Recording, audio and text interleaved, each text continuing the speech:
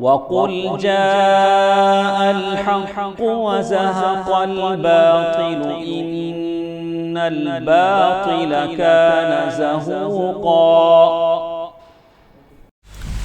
إن الحمد لله نحمده ونستعينه ونستغفره ونؤمن به ونتوكل عليه ونعوذ بالله من شرور أنفسنا ومن سيئات أعمالنا من يهده الله فلا مضل له ومن يضلل فلا هادي له وأشهد أن لا إله إلا الله وأشهد أن محمدا عبده ورسوله أرسله بالحق بشيرا ونذيرا وداعيا إلى الله بإذنه وسراجا منيرا. أما بعد فأعوذ بالله السميع العليم من الشيطان الرجيم. بسم الله الرحمن الرحيم. يا أيها الذين آمنوا اتقوا الله حق تقاته ولا تموتن إلا وأنتم مسلمون. يا أيها الناس اتقوا ربكم الذي خلقكم من نفس واحدة وخلق منها زوجها وبث منهما رجالا كثيرا ونساء واتقوا الله الذي تساءلون به والأرحام إن الله كان عليكم رقيبا. يا أيها الذين آمنوا اتقوا الله وقولوا قولا سديدا يصلح لكم أعمالكم ويغفر لكم ذنوبكم ومن يطع الله ورسوله فقد فاز فوزا عظيما. وقال الله عز وجل يا أيها الذين آمنوا لا تأكلوا أموالكم بينكم بالباطل إلا أن تكون تجارة عن تراض منكم. وقال النبي صلى الله عليه وسلم التاجر الصدوق الأمين مع النبيين والصديقين والشهداء. تمام تعریفیں حمد و ثنا بزرگی و کبریائی اس اللہ وحدہ لا شریک کے لیے لائق و زیبا ہے جو اللہ رب العزت کے ہمارا خالق ہے، ہمارا مالک ہے، ہمارا پالنہار ہے. درود و سلامتی ہو نبی کریم صلی اللہ علیہ وسلم پر کہ جنہوں نے زندگی میں موجود تمام شعبوں کے متعلق ہمیں رہنمائی فرما دی. حاضرین جمعہ اور پردہ نشین خواتین اسلام، خطبہ مسنونہ کے بعد سورہ نساء کی ایک آیت تلاوت کی گئی. اس آیت میں اللہ رب العالمین کا فرمان ہے کہ یا ایھا الذین آمنوا لا تأکلوا اموالکم بینکم بالباطل. اے ایمان والو، لا تأکلوا اموالکم، تم اپنے مال میں سے ناحق کسی کا مال نہ کھایا کرو. الا ان تکون تجارۃ عن تراض منکم، الا یہ کہ سوائے اس کے کہ اگر تجارت کر رہے ہو تو آپس میں رضامندی کے ساتھ کر رہے ہو تو کوئی حرج نہیں. اس کے بعد کہا کہ ولا تقتلوا انفسکم، تم اپنے نفسوں کو ایک دوسرے کو نہ مارا کرو. اس آیت میں اللہ رب العالمین نے دو پیغام دیا. پہلا پیغام جس کا تعلق تجارت سے ہے، دوسرا پیغام جس کا تعلق خودکشی سے ہے. پہلا پیغام جس میں اللہ رب العالمین نے تجارت کے سلسلے میں ہمیں رہنمائی کی ہے. تجارت ایک ایسی چیز ہے کہ جو کمائی کا سب سے بڑا ذریعہ سمجھا جاتا ہے. دنیا میں کئی سارے طریقے ہیں جو کہ پیسہ کمانے کے لیے، جو کہ انسان کو زر کمانے کے لیے استعمال ہوتے ہیں. چار بنیادی چیزیں ہیں جن سے یہ تمام چیزیں تعلق رکھتی ہیں. پہلی چیز تجارت، دوسری چیز زراعت، تیسری چیز صنعت و حرفت جسے ہم پیشہ کہتے ہیں، اور چوتھی چیز ہے محنت و مزدوری جسے ہم جاب کہتے ہیں. یہ اتنی ساری چیزیں ہیں جو کہ دنیا میں زر کمانے کے لیے، پیسہ کمانے کے لیے، اپنی زندگی بسر کرنے کے لیے انسان ان راستوں کو اختیار کرتا ہے. تجارت زراعت سے بڑھ کر ہے، کیونکہ تجارت کی اہمیت اگر ہمیں معلوم کرنی ہے تو ہمارے لیے یہی بات کافی ہے کہ اللہ کے نبی صلی اللہ علیہ وسلم نبوت سے پہلے تجارت کیا کرتے تھے. زراعت اللہ کے نبی صلی اللہ علیہ وسلم نے نہیں کیا، تجارت اللہ کے نبی صلی اللہ علیہ وسلم کیا کرتے تھے. آپ صلی اللہ علیہ وسلم نبوت سے پہلے تجارت کیا کرتے تھے. حضرت خدیجہ کے مال، حضرت خدیجہ رضی اللہ عنہا کا مال لے کر آپ صلی اللہ علیہ وسلم ملک شام کا سفر کرتے تھے، وہاں جا کر تجارت کیا کرتے تھے. اللہ یہ کہ اللہ کے نبی صلی اللہ علیہ وسلم کو نبوت ملنے کے بعد اس کا سلسلہ چھوٹ گیا، وجہ یہ تھی کہ اللہ کے نبی صلی اللہ علیہ وسلم دعوت و تبلیغ میں مشغول تھے، تو آپ کے پاس اتنا وقت نہیں تھا کہ آپ اپنا وقت تجارت میں لگا سکیں۔ تو اس سے ہمیں یہی بات اندازہ ہوتا ہے کہ اللہ کے نبی صلی اللہ علیہ وسلم نے تجارت کو پسند کیا، اور اللہ کے نبی صلی اللہ علیہ وسلم تجارت بھی کر رہے تھے، اور آپ صلی اللہ علیہ وسلم نے اس تجارت میں کئی سارے اصول و ضوابط بھی ہمیں بتلائے ہیں۔ اللہ رب العالمین نے تجارت سے ملنے والے جو مال ہے اس کو اللہ رب العالمین نے فضل اللہ سے تعبیر کیا ہے۔ سورہ جمعہ پڑھتے ہیں، سورہ جمعہ میں اللہ رب العالمین نے کہا کہ فَإِذَا قُضِيَتِ الصَّلَاةُ فَانْتَشِرُوا فِي الْأَرْضِ وَابْتَغُوا مِنْ فَضْلِ اللَّهِ، کہ جب تم نماز سے فارغ ہو جاؤ فَانْتَشِرُوا فِي الْأَرْضِ، زمین میں پھیل جاؤ اور اللہ رب العالمین کے فضل کو تلاش کرو۔ تو اللہ رب العالمین نے تجارت کو فضل اللہ سے تعبیر کیا ہے، اور اسی طریقے سے اللہ رب العالمین نے حج کے موقع سے بھی کہا کہ لیس علیکم جناح ان تبتغوا فضلا من ربکم، تمہارے لیے اس میں کوئی حرج نہیں ہے کہ تم حج کے ساتھ ساتھ اللہ رب العالمین اپنے فضل کو بھی تلاش کرو۔ مینا میں ہو، اپنا سامان تجارت لے جا کر اس میں تجارت کرو، عرفہ میں وقوف کر رہے ہو یہاں بھی تجارت کرو۔ یہ اللہ رب العالمین نے راستہ کھول رکھا تھا تجارت کا۔ آج کے دور میں دیکھا جائے تو مشکل ہے، کیونکہ کئی سارے مسائل آتے ہیں کہ جس میں آدمی وہاں جا کر تجارت نہیں کر سکتا ہے، مگر پہلے ہوتا یہ تھا کہ جو لوگ نکلتے تھے تو وہ اپنے ساتھ میں تجارت کے سامان بھی لے لیا کرتے تھے، جس کو لے جا کر وہاں بیچا کرتے تھے۔ اپنی بستی میں جو چیز مشہور ہوتی تھی، اپنے شہر میں، اپنے ملک میں جو چیز مشہور ہوتی تھی اس کو لے جا کر وہاں بیچا کرتے تھے، کیونکہ دنیا بھر کے لوگ وہاں موجود ہوتے تھے۔ اور چند لوگ جانتے ہوں گے جو پہلے حج کیا کرتے تھے کہ چند عورتیں اپنے ساتھ دھاگے لے جایا کرتی تھی، وہاں جا کر خاص طور پر بنگلہ دیشی وہاں لے جا کر اپنے ہاتھ سے ٹوپیاں بنتی تھی اور بیچتی تھی۔ یہ طریقہ ہوا کرتا تھا پہلے زمانے میں، جسے اللہ رب العالمین نے بھی کہا کہ وَابْتَغُوا مِنْ فَضْلِ اللَّهِ، تمہارے لیے اس میں کوئی حرج نہیں ہے کہ تم حج کے موقع سے بھی اللہ رب العالمین کا فضل تلاش کرو۔ تو اور اسی طریقے سے اللہ رب العالمین نے سورہ مزمل میں بھی تہجد کی آیت سے متعلق میں بھی اللہ رب العالمین نے فضل اللہ کی تذکرہ کیا ہے، اور اسی طریقے سے سورہ قریش جس میں قریش کے مختلف احوال کو بتایا گیا کہ ایلافہم رحلۃ الشتاء والصیف، کہ وہ لوگ ملک شام کا سفر کیا کرتے تھے۔ ایک سفر ان کا ایک موسم سرما میں ہوتا تھا، تو ایک سفر ان کا موسم گرما میں ہوتا تھا، ونٹر میں اور سمر میں وہ لوگ نکلا کرتے تھے۔ وہاں جا کر آنے پر انہیں بہت منافع ہوتا تھا، تو اللہ رب العالمین نے کہا کہ فَلْيَعْبُدُوا رَبَّ هَذَا الْبَيْتِ، کہ تم اپنے اس گھر اللہ رب العالمین کے اس گھر کے رب کی عبادت کرو۔ تو اس سے ہمیں یہی بات اندازہ ہوتا ہے کہ اللہ رب العالمین نے بڑے بڑے عبادات کے ساتھ اپنے فضل یعنی اپنی تجارت کا تذکرہ کیا ہے۔ حج جیسی بڑی عبادت، نماز جیسی، وہ بھی جمعے کی نماز کی جیسی عبادت کے بعد اللہ رب العالمین نے فضل اللہ کا تذکرہ کیا ہے، تو اس سے ہمیں تجارت کی اہمیت معلوم ہوتی ہے۔ تجارت جسے اللہ کے نبی صلی اللہ علیہ وسلم نے پسند کیا، اور تجارت جو لوگ تاجر ہیں ان کے سلسلے میں بھی اللہ رب العالمین نے اللہ کے نبی صلی اللہ علیہ وسلم نے بہت ساری فضیلتیں بتائی ہیں۔ ایک حدیث میں آتا ہے کہ نبی کریم صلی اللہ علیہ وسلم فرماتے ہیں کہ التاجر الصدوق الامین، ایک امانت دار سچا تاجر مع النبیین والصدیقین والشہداء، وہ کل روز قیامت جو کہ اپنی دنیاوی زندگی میں جس نے تجارت سچائی کے ساتھ کی، امانت داری کے ساتھ کی، تو اس کو کل اللہ رب العالمین صدیقین کے ساتھ، شہداء کے ساتھ، اللہ رب العالمین انبیاء کے ساتھ اس تاجر کو رکھے گا۔ تو اس سے تجارت کرنے کی ہمیں اہمیت بھی معلوم ہوتی ہے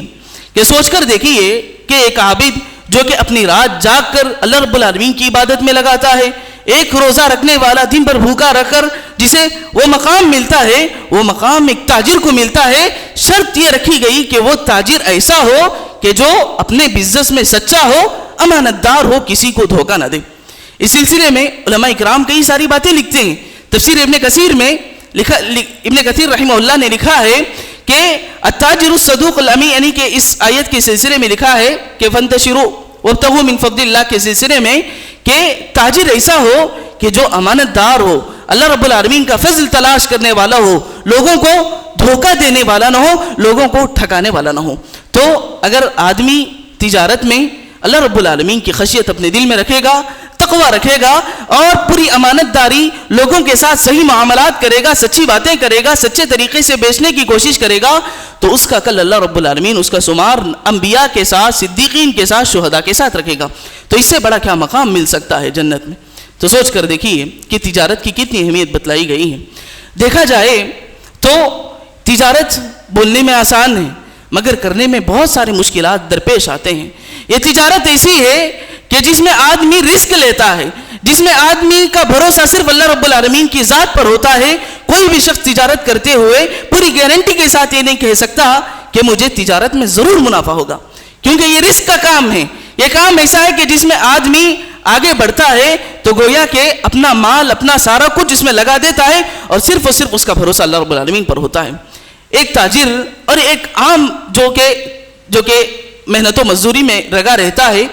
ان دونوں کے درمیان فرق یہ ہے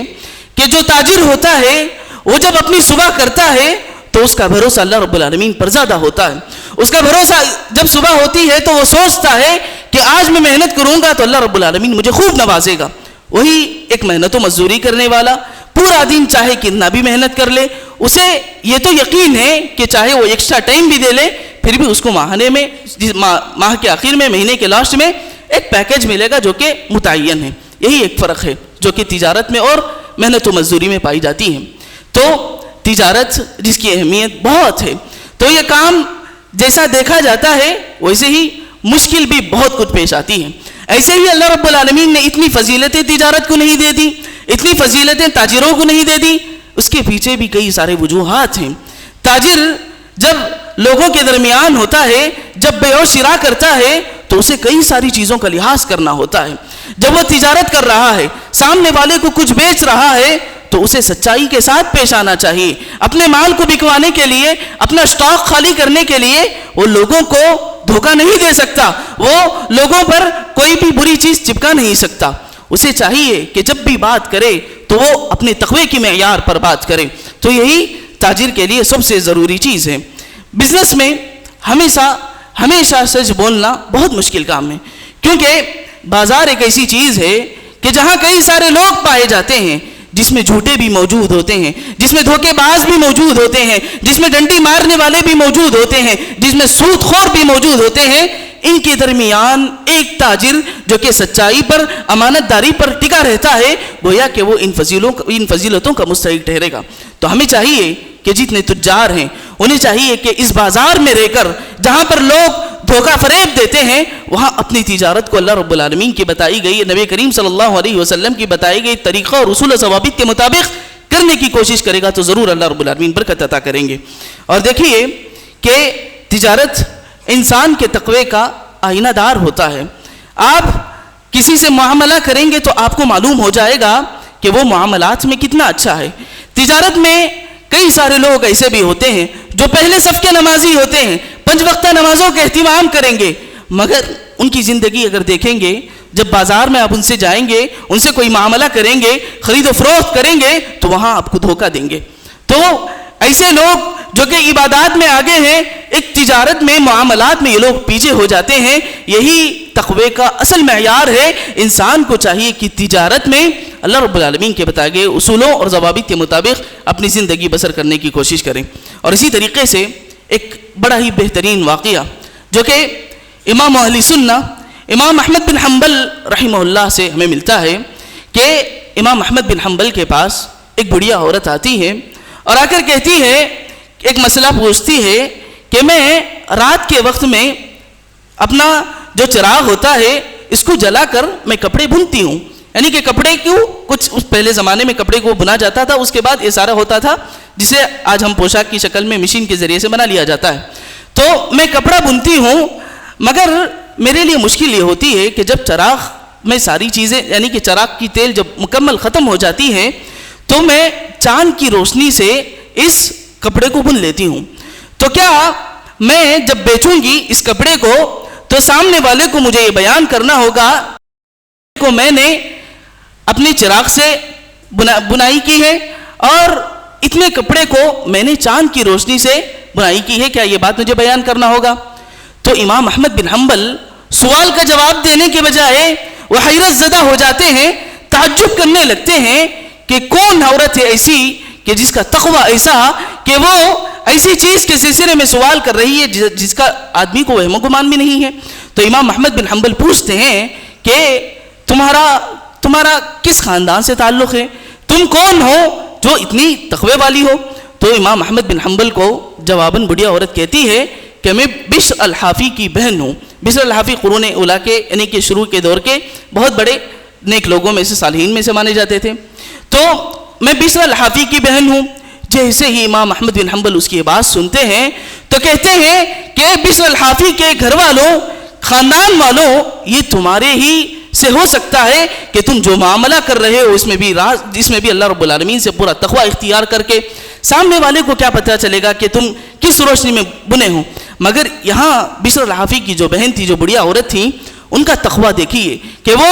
تجارت میں بالکل کچھ بھی غلط کام نہیں کرنا چاہتی تھی. سامنے والے کو جو چیز بیچ رہے ہیں پورے طریقے سے سرٹیفائیڈ ہو, پورے طریقے سے معلوم ہو کہ صحیح چیز تھما رہی ہے. تو اسی طریقے سے ہمیں اس واقعے سے یہ سبق ملتا ہے کہ جو لوگ تاجر ہیں انہیں چاہیے کہ اپنے پاس جو مال رکھا ہے اس کی جو اصل حیت ہے, جو اس کی اصل کیفیت ہے, جو اس سے متعلق ہے, وہ تمام چیزیں بتانے کی کوشش کریں. اگر سامنے والا پوچھتا ہے تو اس کو بتانے میں حرج نہیں ہے. تو اور اسی طریقے سے دیکھیے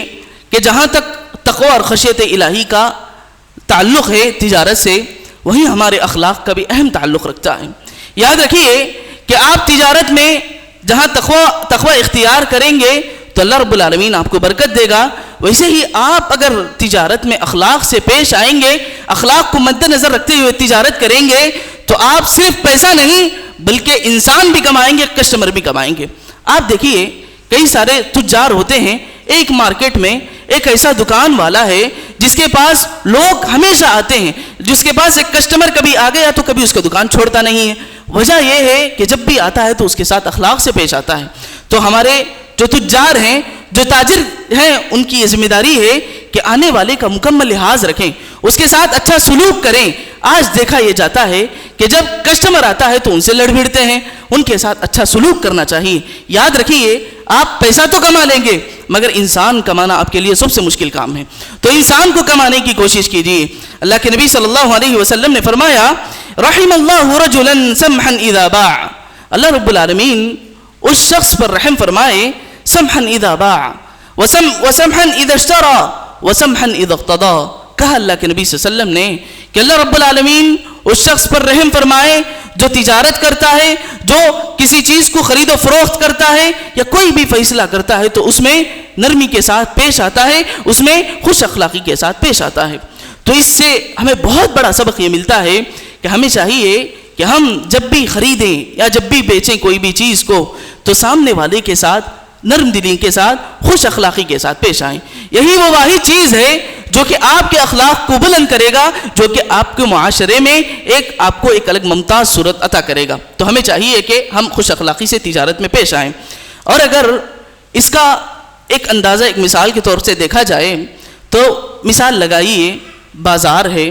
بازار میں کئی ساری چیزیں بیچی جاتی ہیں. مثال کے طور پر آپ ترکاری کی کوئی بازار چلے گئے جہاں پر لوگ ترکاری بیچ رہے ہیں, جہاں بڑے سے بڑے تاجر بھی اپنا چیز بیچ رہا ہے. وہاں آپ دیکھتے ہیں کہ ایک چھوٹی سی دکان ہے, ایک بوڑھا شخص بیٹھا ہوا ہے یا بوڑھی بیٹھی ہوئی ہے جو کہ اس کی عمر 80-85 سال کی ہو چکی ہے, پھر بھی وہ تجارت کرنے کے لیے آ کر بیٹھی ہے. تو آپ کو اس وقت میں آپ اگر چاہتے تو کوالٹی کے لیے آپ بڑی دکان کو چلے جائیں گے تو آپ کو کوالٹی مل جائے گی. وہاں جو بیٹھا ہے وہ پیسہ کمانے کے لیے بیٹھا ہے. یہاں اس بوڑھی عورت یا جو بوڑھا مرد بیٹھا ہے, یہ جو بیٹھا ہے تو اپنا تجارت اپنا مال بڑھانے کے لیے نہیں بلکہ اپنا دن کاٹنے کے لیے بیٹھا ہے, اپنی جو روزی ہے, جو دن کی جو ضرورت ہے اس کو مکمل کرنے کے لیے بیٹھا ہے. تو ایسے شخص کو جو کہ بازار کو جاتا ہے کوالٹی وائز لینے کے بجائے آپ کوشش کریں کہ اس شخص سے جا کر خرید لیں جو کہ بوڑھا ہے, جو کہ اپنے مجبوری کی بنا پر دکان میں بیٹھا ہے. اس کے اولاد ہوں گے یا نہیں, اس کے اولاد اس کو خیال نہیں کر رہے ہوں گے, جس کی وجہ سے وہ اس عمر میں آرام کرنے کے بجائے خریدنے آیا ہے. تو آپ کی کوشش ہو کہ آپ اس کے پاس خریدنے کی کوشش کریں، بھلے ہی وہ اپنے پاس جو چیز رکھا ہو وہ گلا سڑا ہی کیوں نہ ہو، وہ تھوڑے بہت خراب ہی کیوں نہ ہو، ہم ہمیشہ کوالٹی خرید لیتے ہیں، ہم ہمیشہ اچھی چیزیں کھانے کی کوشش کرتے ہیں، کبھی کبھی دوسروں کا لحاظ کرتے ہوئے ان کے ساتھ اچھائی کے ساتھ، اخلاقی کے ساتھ، خوش اخلاقی کے ساتھ، نرمی کے ساتھ پیش آنے کی کوشش کریں۔ یہ دیکھیے یہ شریعت ہمیں کن کیا کیا چیزیں تعلیم دیتی ہیں، تو یہی ہے جو کہ تجارت میں کئی ساری باتیں اللہ کے نبی صلی اللہ علیہ وسلم بتلاتے ہیں۔ اور اسی طریقے سے تجارت میں جو سب سے اہم امور ہے وہ یہ ہے کہ آدمی کوشش کرے کہ سامنے والے کو دھوکہ نہ دے۔ آج دھوکہ دینا،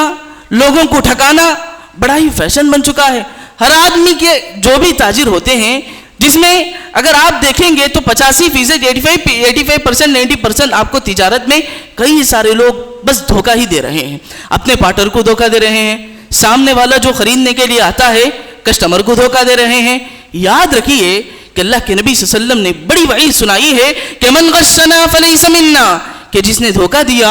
وہ ہم میں سے نہیں ہے۔ ہم میں سے نہیں ہے کیا مطلب کیا ہے؟ وہ ملت محمدیہ میں سے نہیں ہے، امت محمدیہ میں سے نہیں ہے۔ تو اللہ کے نبی صلی اللہ علیہ وسلم نے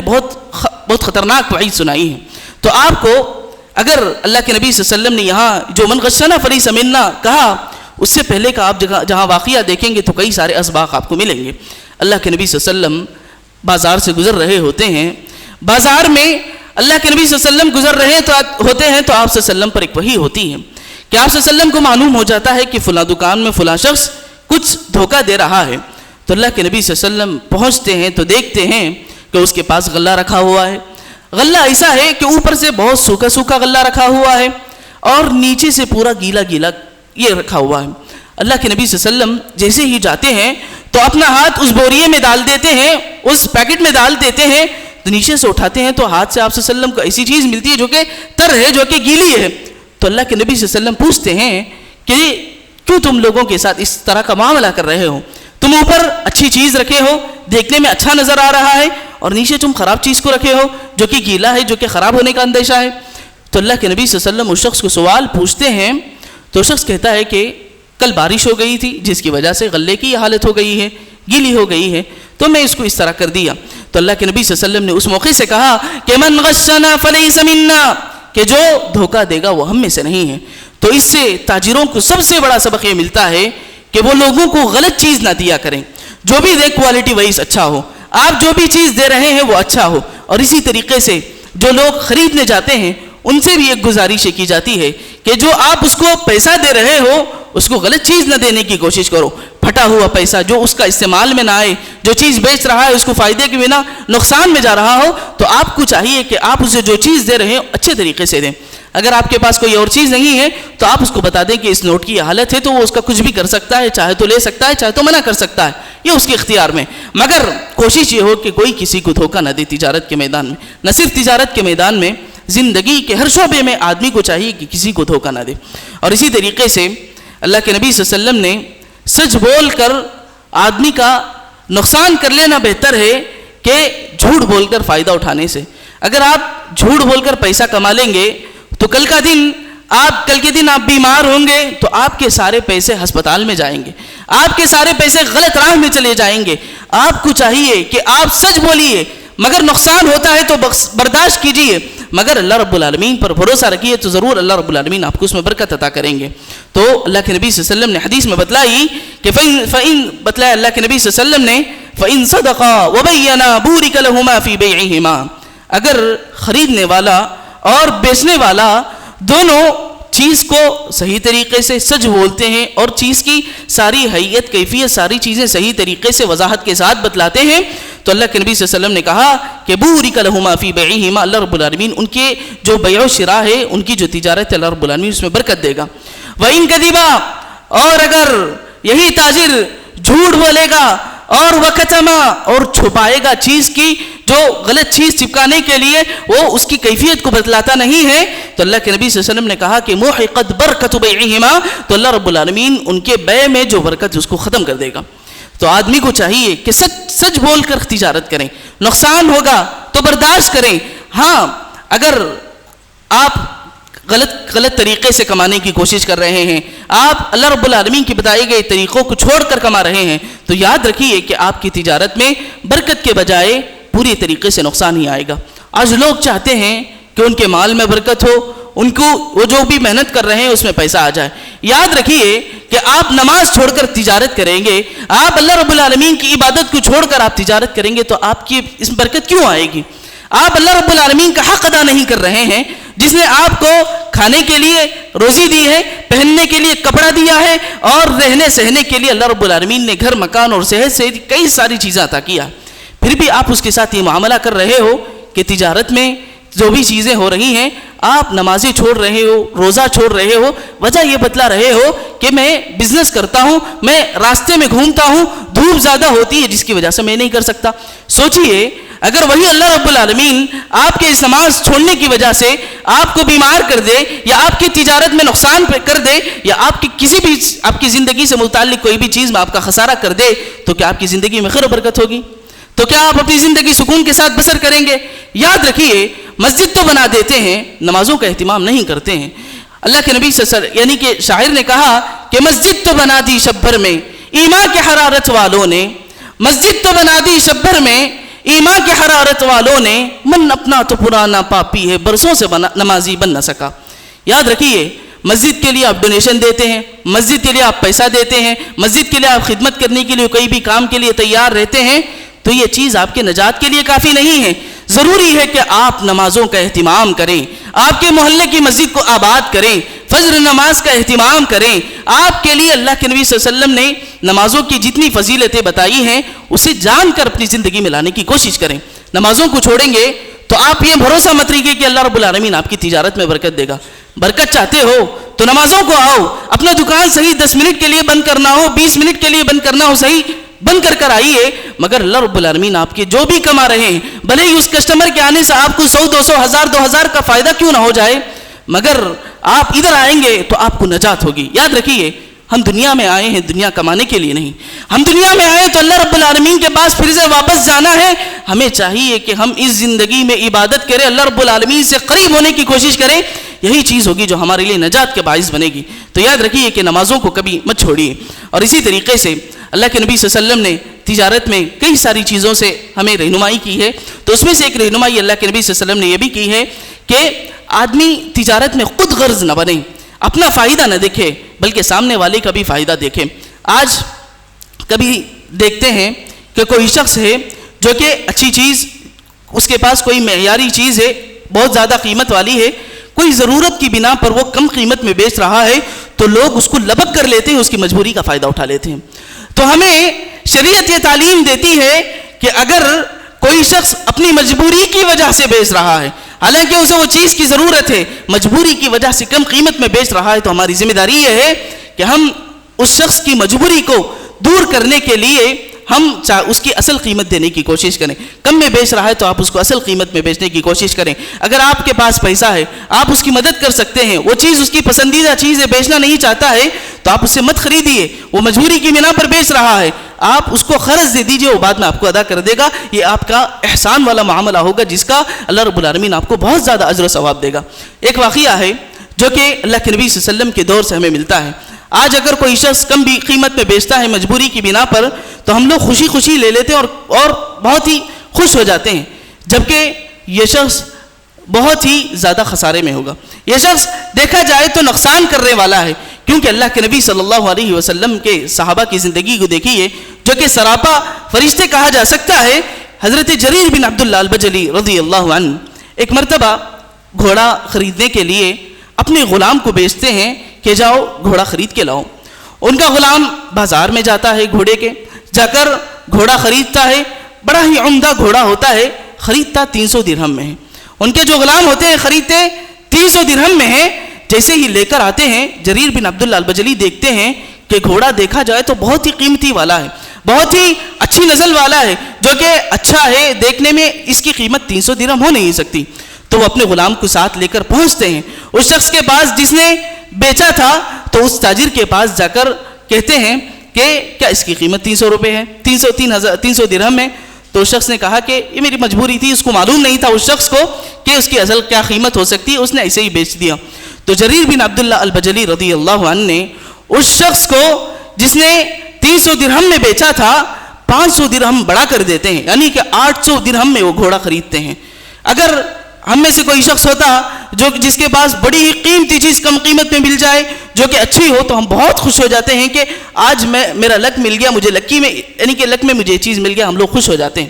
ہمیں چاہیے کہ کسی کی مجبوری کا فائدہ نہ اٹھائے، کسی کے بھولاپن کا فائدہ نہ اٹھائیں، جس کی جو ضرورت ہے اس کو مکمل کرنے کی کوشش کریں۔ اور اسی طریقے سے دیکھیے حضرات، مارکیٹ میں کئی سارے معاملات ہوتے ہیں، تو اس میں سے ایک اہم چیز یہ بھی ہے کہ مارکیٹ میں کبھی ضرورت ہوتی ہے کوئی بھی چیز کی، تو وہاں لوگوں کو یہ خیال کرنا ہے، ایک تاجر ہے جس کے پاس چند چیزیں سٹاک میں ہیں مگر بازار میں وہ چیز ختم ہو چکی ہے، وہ اپنا گڈون میں سامان رکھا ہوا ہے، تو اس شخص کو چاہیے کہ مارکیٹ کی مصلحت کو فوقیت دے، مارکیٹ میں جو ضرورت ہے اس کو زیادہ فوقیت دے اپنی مصلحت پر، اپنے فائدے پر۔ اگر وہ سوچے گا کہ یہ جو چیز ہے ابھی تو بازار میں چیز ختم ہو رہی ہے، یہ چیز اگر میں 2-3 مہینے تک میری چیز یہاں رکھوں گا گڈون میں، پھر بیچوں گا تو خوب پیسہ آئے گا، خوب نفع ہوگا، دگنی تگنی جتنا چاہے اس کی قیمت بڑھ سکتی ہے، وہ یہ سوچ کر روکتا ہے تو یہ شخص گویا کہ غلط کر رہا ہے۔ شریعت نے یہ بتائی کہ احتکار، جس عربی زبان میں کہتے ہیں کہ سٹاک کو اپنے اندر رکھ لینا، اپنے گڈون میں سیو کر کے رکھ لینا، جسے شریعت نے احتکار کہا ہے اور شریعت نے احتکار سے منع کیا ہے۔ ہمیں چاہیے کہ مارکیٹ میں لائیں، لوگوں کی ضرورت کو مکمل کرنے کی کوشش کریں، اپنی خاص ضرورت کو مکمل کرنے کے سوا۔ تو ہمیں چاہیے کہ ہم مارکیٹ کی ضرورت کو مد نظر رکھتے ہوئے ان ساری چیزوں کا خیال رکھیں۔ اور اسی طریقے سے پارٹنرشپ، یہ تجارت میں دیکھا جاتا ہے کہ کئی سارے لوگ جب بزنس شروع کرتے ہیں تو اپنے ساتھ ایک کسی کو شراکت میں رکھ لیتے ہیں، جسے ہم پارٹنرشپ کہتے ہیں۔ تو پارٹنرشپ میں بھی کئی سارے لوگ ایسے ہیں جو کہ اندھا بھروسہ کرتے ہیں۔ اندھا بھروسہ کا مطلب کیا ہے کہ آپ اس کے پاس پیسہ دے دیے، آپ سلیپنگ پارٹنرشپ میں چلے گئے، آپ خاموش ہو گئے، یہ شخص کیا کر رہا ہے آپ کو معلوم نہیں، اس نے گویا کہ آپ کی تجارت کو ہو سکتا ہے ڈبا دے، آپ کا کیپٹل آپ نے جو لگایا ہے سارا کا سارا ضائع بھی ہو سکتا ہے۔ تو آپ کو چاہیے کہ آپ ساری چیزیں سارا کچھ نظر رکھیں کہ کیا کچھ ہو رہا ہے، پیسہ کہاں جا رہا ہے، کہاں آ رہا ہے، ساری چیزوں کا خیال رکھنا چاہیے۔ اللہ رب العالمین نے کہا کہ وَإِنَّ كَثِيرًا مِّنَ الْخُلَطَاءِ لَيَبْغِي بَعْضُهُمْ عَلَى بَعْضٍ إِلَّا الَّذِينَ آمَنُوا وَعَمِلُوا الصَّالِحَاتِ وَقَلِيلٌ مَّا هُمْ، کہ کئی سارے ایسے پارٹنر ہوتے ہیں جو کہ دھوکہ فریب کرتے ہیں، تو وہاں شریعت نے، وہاں اللہ رب العالمین نے کہا کہ إِلَّا الَّذِينَ آمَنُوا وَعَمِلُوا الصَّالِحَاتِ وَقَلِيلٌ مَّا هُمْ، سوائے چند لوگوں کے جو کہ سچے ہیں۔ تو اس سے ہمیں یہ بات معلوم ہوتی ہے کہ کسی پر آپ اندھا بھروسہ مت کیجیے، کسی پر آپ یہ مت کہیے کہ آپ ہیں تو آپ سارا کچھ سنبھال لیں گے، بلکہ آپ کی بھی ایک نظر ہونی چاہیے، اس کی ہمیں شریعت تعلیم دیتی ہے۔ اور اسی طریقے سے آخری بات کہہ کر میں اپنی بات کو ختم کروں گا کہ جو بھی تاجر ہیں، جو اللہ رب العالمین انہیں اپنے فضل سے نواز رہا ہے، ان کی تجارت میں برکت دے رہا ہے، پیسے دے رہا ہے، صرف تاجر نہیں بلکہ تمام لوگوں سے یہ تعلیم ہے کہ اللہ کے نبی صلی اللہ علیہ وسلم ایک مرتبہ بازار سے گزرتے ہیں تو دیکھتے ہیں کہ لوگ آپس میں بیع و شراء کر رہے ہیں، یتبایعون، فقال لهم یا معشر التجار، تو اللہ کے نبی صلی اللہ علیہ وسلم نے جتنے تاجر ہیں تمام لوگوں کو مخاطب کرتے ہوئے کہا کہ ان البیع یحضره اللغو والحلف فشوبوا بیعکم بالصدقہ، کہ جو تجارت کر رہے ہو اس میں کئی سارے جھوٹے قسمیں بھی کھائی جاتی ہیں، جس میں کئی سارے غلط کام بھی ہوتے ہیں، لغویات بھی ہوتے ہیں، تو بس تم چاہیے کہ فشوبوا بیعکم بالصدقہ، بس تم اپنا یہ سارا جو غلط کام ہو رہا ہے، سارا گناہ جو ہو رہا ہے، اس کو صدقے کے ذریعے سے صاف کر لو۔ تو ہم جو بھی کما رہے ہیں یہ اللہ رب العالمین کا دیا گیا مال ہے، اس مال میں ہمیں چاہیے کہ اللہ رب العالمین کی بتائی گئی طریقوں پر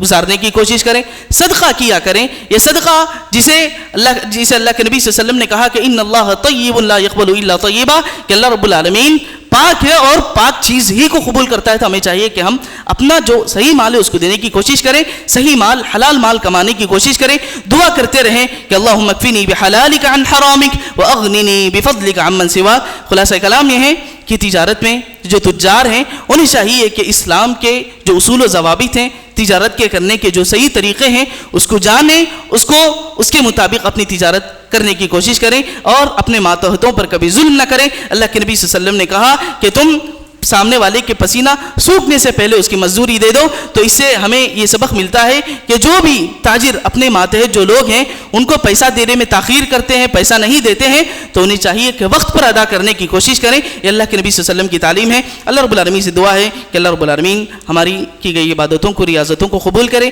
ہمیں جو تجارت کرنے کی صحیح طریقے سے تجارت کرنے کی توفیق عطا فرمائے اور اس کی عبادت کو پورے اخلاص و للہیت کے ساتھ کرنے کی توفیق عطا فرمائے۔ بارک اللہ لنا ولکم بالقرآن العظیم ونفعنا وإياكم بما فيه من الآيات والذکر الحکیم، انہ تعالی جواد کریم۔